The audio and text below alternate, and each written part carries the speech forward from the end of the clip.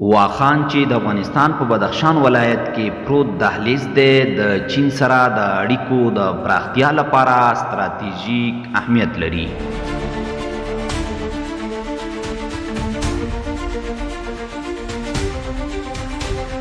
واخان د افغانستان دپاره د سر حیثیت لري، ترڅو چې په موږ سرونه پورې وي د افغانستان دا سر به خوندي وي.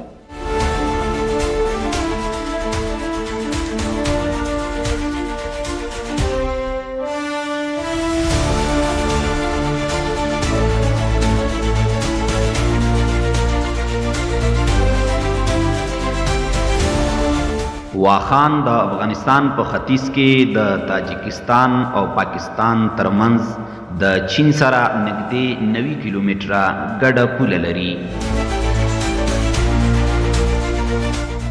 په تیرو کلونو کې واخان د افغانستان او چین ترمنځ د سوداګرۍ او اړیکو لپاره یوه مهمه لار وه.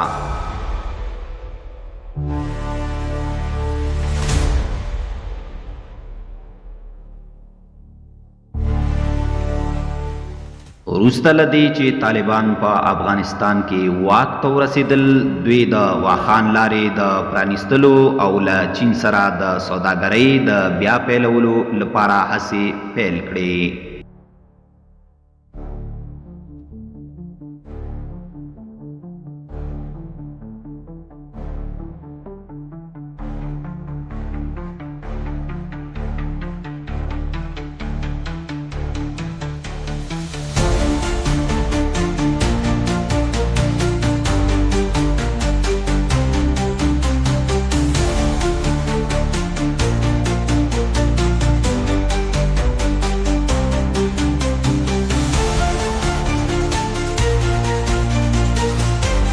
د واخان چین سړک د جوړولو چارې په تیرو میاشتو کې پیل شوې چې هدف یې د دواړو هیوادونو ترمنځ د سوداګرۍ او اړیکو پراختیا ده.